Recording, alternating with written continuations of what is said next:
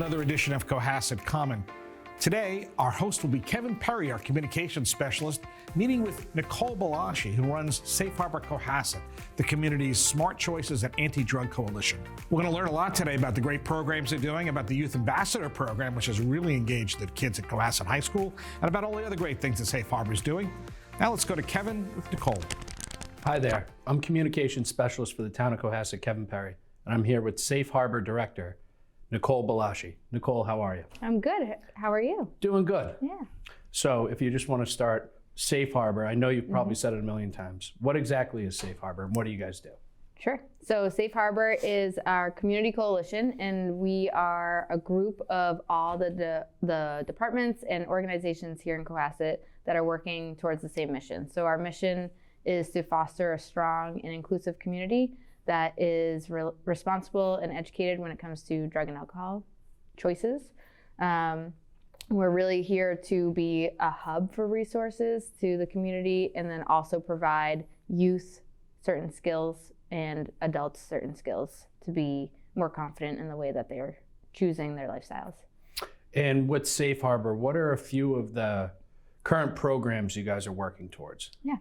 So right now, for the month of April, it's a busy time, we are working towards our overdose prevention night. We have our youth going heavy on their prevention efforts. So we have a group of them going to do Samantha Skunk, which is a prevention play, if you will, that provides information and education to grades 3 and kindergarten. So we're really trying to get information and education younger and younger. And then we are working towards our Cohasset Minds Matter event. So that's going to be a mental health awareness event. Again, our target population is the youth, but we're always trying to get information out to the public at large. Mm-hmm. And how do you guys as an organization do that, getting your information out to the community?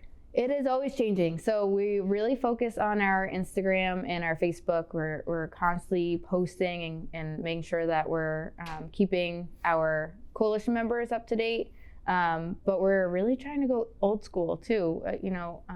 Since COVID, I feel like there's a lot of inundation on the social media aspect, on the website aspect. So we're going old school with our flyers and word of mouth. So you'll see flyers in the bathrooms, public areas, but you'll also see flyers at your local coffee shop, and just having our pinpoint person that is going around letting all the departments and organizations know about what's going on.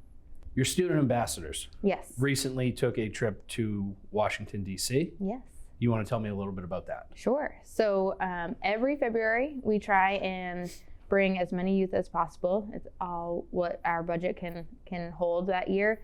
But they'll go to National Harbor, and it's an opportunity to attend the CADCA National Leadership Academy, or that's the academy. So CADCA National Leadership Forum, and there are many keynote speakers. There are a lot of exhibits. There's a lot of presentations that they can take away and absorb that information. But then there's Capitol Hill Day. So they're able to go to Capitol Hill and speak to our local representatives and legislators, and advocate for the continued support for the work that they're doing. So it's not only an opportunity for them to meet who represents us, but also an opportunity to practice their public speaking skills, their advocacy skills, and just put a lot of their work into action. And recently, the student ambassadors who went on that trip gave a nice presentation to the select board members a few weeks back. Yeah, that was very interesting and informative. Thank you. Yeah, they're a great group of kids. And so, how many student ambassadors do you have total? So we max out at 50 ambassadors every year. We open it up for grades 6 through 12, and it's completely youth-led. So we have 6 leaders who are facilitating the meetings. So we just max it at 50, so that we feel like it's appropriate for the amount of workload. And how often do the student ambassadors meet with each other? They meet every single Wednesday evening. The leaders meet every Monday night to talk about their agendas, but the group as a whole meet every Wednesday from September through June. And pizza is involved. So everyone loves pizza. Everyone loves pizza, but they are a phenomenal group of kids, and they come up with their whole agenda on their own. My job and Emily, our project coordinator, our jobs are just to make sure that everything is running smoothly, and we'll give advice where it's warranted. But like I said, it's completely youth-led and run otherwise.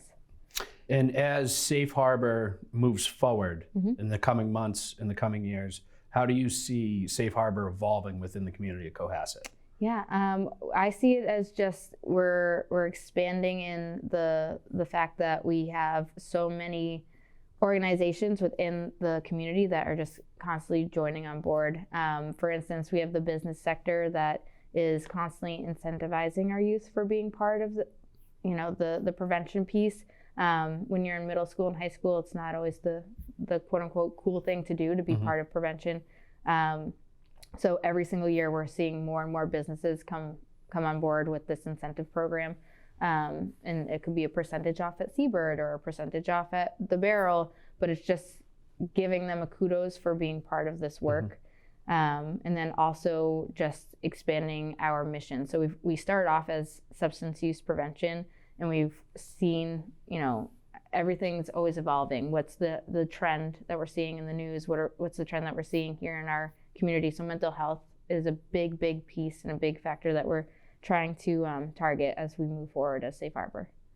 So you guys almost facilitate, not facilitate's the right word, but help people find the necessary information to help them, whether they're struggling with addiction or mental health issues. You guys are almost a security blanket to help them. Yeah, we try to bridge the gap. So if there are so many resources out there for substance use, whether you are currently struggling or you have someone who is struggling or you want to get ahead of the game and get some prevention skills, there's so many resources out there. We're kind of that hub that connects you and lets you know that these resources are available. Specifically, again, with mental health, like for instance, Cohasset has the program Interface Referral Service. A lot of people in the community don't even know that exists, and it's free to them. It's confidential. So we try and be that hub of resources and get the information out to those who need it. And to find all the information about Safe Harbor, obviously on your website. Yes, on our website, safeharborcohasset.org, but also our newsletter. So we have a monthly newsletter. Please make sure that you subscribe. That's where you'll find all our up-to-date programs, the newest articles that are coming out with the trends that we want to make sure that everyone's aware of. If there are newer, substances that are of higher risk around our area, and just to be in the know of our open coalition meetings. And if there's anything else I've missed, anything you want to speak about? No, it's just, I would love to say that, substance use knows no boundaries. Mental health knows no boundaries. So our biggest mission, I know I spoke about our mission at the beginning, but the biggest piece of what we're trying to do is normalize the conversation around substance use and mental health, and really work to destigmatize. We have a great supportive village, and it takes a village. So we're just trying to get everyone on the same page and know that you're never alone if you are struggling, whether it's substance use or mental health. Well, Nicole, thank you very much for coming on and talking about Safe Harbor and everything you guys do that's great for the community. I appreciate it. Thank you, Kevin. And now we're here with members of Cohasset's Substance Abuse Awareness Club, Dylan, Aaron, and Sari. How are you guys? I'm good. I'm great. Yeah, I'm great. How are you? Good. Sorry to take you out of your lunchtime to do this, but I appreciate it. It's all good. So I have some questions. What made you guys interested in joining the Substance Abuse Awareness Club here at Cohasset High School? So originally, it was my own idea and a few other friends of mine to create a club inside the school, separate from Safe Harbor, but still connected, so that we could impact and operate with students more closely instead of in the community as a whole. And so when you guys were creating SAC within the school, how did you go about reaching out to Nicole? Did you just email her and say, we're interested in doing this, can you help us out? So originally it was part of a plan, my 8th grade research project, but I reached out to Nicole about that. We talked for a while about the logistics about the club, and I reached out to a teacher for a supervisor. We communicated a lot, and it began to function and form. So Dylan and Sari, what led you guys to also joining the club? So as a member of Safe Harbor Youth Ambassadors, I am a youth leader. So I've been in the world of Safe Harbor for about 4 years now, and I thought it was very interesting when Aaron was coming to the school with a branch of Safe Harbor, because I find that it's most effective for students to be talking about this matter to other students. Mm-hmm. Whereas Safe Harbor, it's more of like, it is student run, but it's also town led. Mm-hmm. So I feel like people would listen more to the people around them, the students, their peers. It's a good idea. Yeah, Dylan, how to about you? add to that, I also think that it's when you're in the school, you're more directly in it and you can see what's happening more clearly. For me, the reason why I joined is I was interested in Safe Harbor, but it just didn't work with my schedule. So when I saw that Aaron was creating a club, I thought it was a good opportunity to join and help out, and just everything's gone from there. Yeah. Nice. So what have you guys done this past year as the club that you've done within the community or outside of the community as a whole? So far, I'll talk about one thing. We've put up a few PSAs around the school in conjunction with our wellness class that the school runs. And right now we're organizing a big Earth Day event to bring community awareness about with the school and bring students together. Because it's our first year in the school, we've pretty much taken most of our time establishing ourselves. So we just got the Instagram running up, and we're going to put out our mission statement. But so far, I think our main few events this year have been Earth Day, which is coming up. We're going to do a JPL wellness at a farm, a local farm, and the wellness project. Nice. Yeah. And another great opportunity was me and Aaron went with Safe Harbor to Washington, D.C. To the CADCA presentation, you want to call it something else? Forum.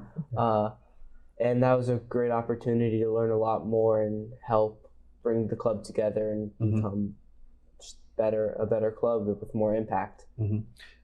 And when you guys went to DC, what specifically did you guys do, and what members of the club went down there? So it was really from the school, it was myself and Dylan, but from Safe Harbor as a whole, I believe there were four other youth leaders who came with us. And we attended a variety of courses that we learned a lot from, as you know in our presentation. And we went to Washington, D.C. to talk to legislators. Nice.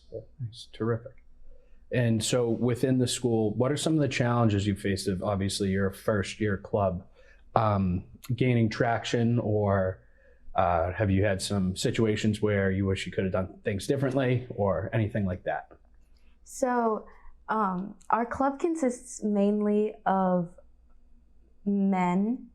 So it's been hard to find females, like girls, to join the club because it's obviously a very male-dominated area. However, we are gaining more and more members through the work that we've been doing. So I think at the beginning it was pretty rocky of finding other people to join the club, but now I think we're doing pretty well, I would say. Yeah, I definitely say we've gotten a good amount of interest with members, and because it's our first year, one of our main focuses was just making sure everyone has roles and kind of just making sure we have a presence before. And now as we've had more years, it's coming later in the year, and we've been more involved in the school. We have more experience. Now we're starting to do some of the things like the Earth Day cleanup and the Wellness Day. And if you want to one more time, where can people find you? What's your Instagram, if you want to plug that? Dylan and Sari run the Instagram here, so I'm not exactly sure what it's titled. It's Cohasset. Okay, and people can find that on Instagram? Yep. Yes. Okay. Thank you guys so much for being here, and I appreciate your time. Thank you so much. Thank you very much.